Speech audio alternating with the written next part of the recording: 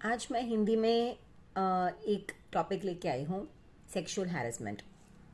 Sexual harassment की जब बात सुनते हैं तो हमें सबसे पहले मी टू वाला एपिसोड याद आ जाता है कि मी टू जो हुआ था उसमें हर कोई अपने अपने अपने ऊपर हुए इन सेक्सुअल मोलेस्टेशंस, असॉल्ट्स या अनफेयर जो बिहेवियर हुए थे उनके साथ, इन सारी चीज़ों के बारे में लोगों ने बोलना शुरू किया था।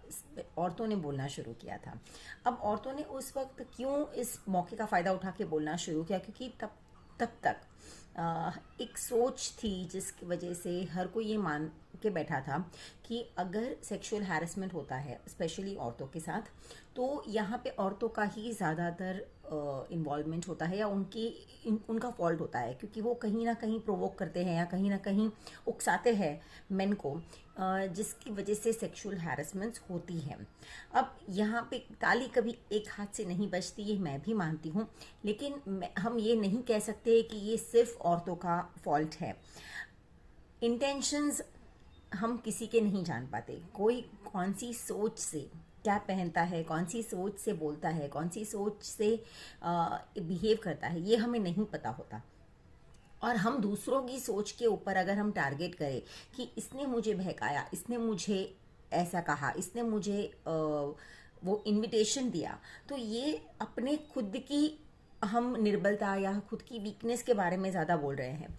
अगर हम सेक्सुअल हैरेसमेंट की बात करते हैं, अगर लोग ये कहते हैं कि हम हमसे सेक्सुअल हैरेसमेंट हो गया या हम मजबूर हो गए क्योंकि सामने वाले ने हमें उस कंडीशन में डाल के रख दिया था, प्रॉबेबली सामने वाले ने जो भी सोच के आपको उस कंडीशन में रखा हो, ये आपके मेंटल स्ट्रेंथ की बात होती है कि आप एटलीस्ट सामने वाले को सेक्सुअली हैरेस ना करें या उसमें वो सेक्सुअल एक एक कदम आगे ना बढ़ाए। डोंट क्रॉस दैट लाइन जहाँ पे आपको वो गलत लगता है, लेकिन आपके मन में भी कहीं ना कहीं वो गलत चीज़ों ने आपके मन को भी कैप्चर कर लिया था। आपने अपनी वीकनेस के आगे घुटने टेक दिए, तभी आपने जाके उस चीज़ को किया। आज मैं सेक्सुअल हैरेसमेंट की बात कर रही हूँ तो मैं सिर्फ औरतों के नज़रिए से या सिर्फ मेन के नज़रिए से बात नहीं करने वाली हूँ। It is going to be a very general talk कि सेक्सुअल हैरेसमेंट हम किसे कह सकते हैं। सेक्सुअल हैरेसमेंट हर वो चीज़ होती है जहाँ पे हम सामने वाले की मर्जी के बगैर हम उसके प्राइवेट एरिया में, मतलब प्राइवेट दायरे में हम कदम रखने की कोशिश करते हैं, जहाँ पे अश्लील बातें कहनी, अश्लील पिक्चर्स या वीडियोस दिखाने, अश्लील कमेंट्स पास करना, इन सारी चीज़ों को सेक्सुअल हैरेसमेंट में ही गिना जाता है। ज़्यादातर लोग, जैसे कि if you are in young age या कोई किसी भी एज में फॉर दैट मैटर, किसी को किसी के प्रति एक आकर्षण होना वो बहुत स्वाभाविक है, वो बहुत नेचुरल है। आकर्षण होना, किसी को पसंद करना, ये गलत नहीं है, लेकिन उस पसंद और आकर्षण के आगे आप क्या करते हो, आपका बिहेवियर उसके आगे क्या है, वो आपके लिए सेक्सुअल हैरेसमेंट का एक बहुत बड़ा दायरा हो सकता है कि वेदर यू आर स्टेपिंग, आप सेक्सुअल हैरेसमेंट के जोन में स्टेप कर रहे वाले हो या नहीं करने वाले हो। जैसे कि अब कुछ लोग होते हैं जिनको सामने वालों का सिर्फ अट्रैक्शन लेना पसंद होता है, उसके आगे वो ज़्यादा कुछ नहीं चाहते। ये ज़्यादातर मेंटली वीक लोग होते हैं जिनको अपने खुद पे भरोसा नहीं होता, इसीलिए वो दूसरों के अटेंशन के लिए हमेशा कोशिश करते रहते हैं। इसके फॉर दैट वो कई बार कुछ कपड़े पहनेंगे, कुछ कहीं कुछ कुछ अदाओं से देखेंगे, या कहीं कोई कमेंट्स ऐसे बोल देंगे कि जहाँ सामने वाले को लगे कि वो वाकई में उनमें इंटरेस्टेड है। तो यहाँ पे उसको क्लैरिफाई कर लेना अच्छी बात होती है। दैट्स वन थिंग, मैं ये बॉयज़ के पॉइंट ऑफ व्यू से कह रही हूँ। दूसरा, कभी ऐसा होता है कि आजकल गर्ल्स भी, क्योंकि वो लोग को एजुकेशन में पली बड़ी हैं और घर पे भी बहुत ही इक्वालिटी, ये इक्वालिटी का ज़माना है, तो इक्वालिटी के को मद्देनज़र रखते हुए आज लड़का और लड़की दोनों कंधे से कंधा मिलाकर इस दुनिया में अपना काम, अपना जो एक अपनी एक पोजीशन है वो उन्होंने एस्टैब्लिश की है। अब यहाँ पे वो इक्वालिटी के चलते विमेन को भी वो अब अक्सर एक पोलाइटनेस से या अक्सर बात करते वक्त हिचकिचाती नहीं है मेन के साथ, तो वो उसी तरह से बात करेगी जिस तरह से वो अपनी सहेलियों के साथ बात करती है। अब कई बार जो मेन है या जो पुरुष है या जो बॉयज है या तो जो दूसरा जेंडर है, अगर वो ऐसे माहौल से नहीं आते या उन्होंने ऐसा नहीं देखा होता, तो वो समझने लगते हैं कि अच्छा ये लड़की तो बहुत ज़्यादा फॉरवर्ड है, ये लड़की बहुत ओपन माइंडेड है और वो मुझे ओपनली इनवाइट कर रही है फ्लर्ट करने के लिए, क्योंकि वो मुझसे बहुत अच्छे से बहुत मीठे तरीके से बात कर रही है। तो आप किसी से पोलाइटली या आदतपूर्वक या पोलाइटली बात करो, किसी के बात का जवाब देती हैं कुछ लड़कियां तो, या कुछ बंदे अगर किसी की बात का जवाब दे देते हैं, तो इसका मतलब ये नहीं है कि वो आप में बहुत ज़्यादा इंटरेस्ट दिखा रहे हैं। किसी किसी का एक वो ज़्यादा बहुत ज़्यादा इंसानियत दिखाते हैं, तो इंसानियत का भी कभी कभी गलत मतलब लिया जा सकता है। तो कहने का मतलब ये है कि अगर ऐसे कोई भी वाक्य होते हैं आपके साथ, तो आप उसको जाके क्लैरिफाई कर सकते हो, एक अच्छे से कम्युनिकेट कर सकते हो।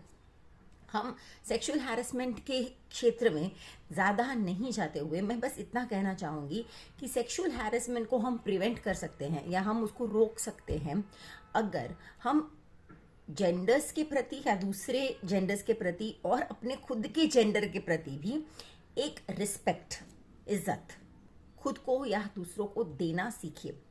आज एक इंसान दूसरे इंसान को इज्जत क्यों नहीं दे पाता? क्योंकि वो कहीं ना कहीं अपनी इज्जत नहीं करता। तो अपनी इज्जत करना सबसे सबसे ज़्यादा ज़रूरी है कि आप एक इंसान के तौर पे क्या हो। उसके बाद आता है कि आप एक लड़की हो, लड़का हो, एक्सेट्रा। लेकिन पहले आप एक अपने आप को इंसान के नज़रिए से कैसा मानते हो। और अगर आप अपने आप को अच्छा नहीं समझते, अगर आप समझते हो कि आप में कहीं ना कहीं बहुत सारे इश्यूज़ है, बहुत सारी प्रॉब्लम्स हैं, तो पहले उससे सुधारा जा सकता है और उसे सुधार के फिर आप अपने लिए इज्जत बनाए, फिर दूसरों के लिए इज्जत बनाए। इज्जत अगर बनी रहेगी तो सेक्सुअल हैरेसमेंट वाली जो चीज़ है वो नहीं आएगी।